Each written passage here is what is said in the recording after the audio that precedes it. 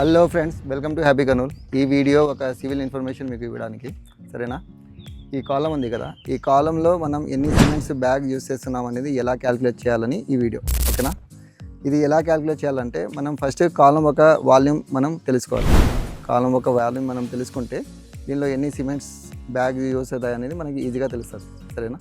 For example, ఈ కాలం ఒక height వచ్చేసి మనకి 9 feet ఉంది, ఓకేనా? ఈ లెంత్ వచ్చేసి మనకి 15 inches ఉంది, 15 inches.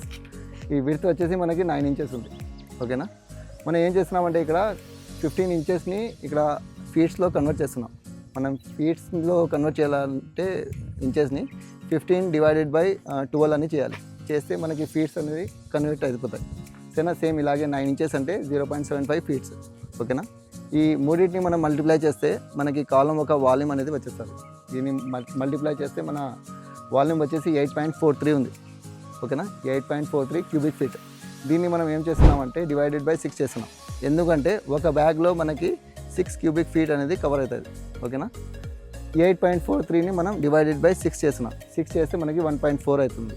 అరౌండ్ మనకి 1.5 bags ఆఫ్ సిమెంట్స్ ఈ కాలం మనం కాంక్రీటింగ్ చేయడానికి యూజ్ అయినాయి, ఓకేనా?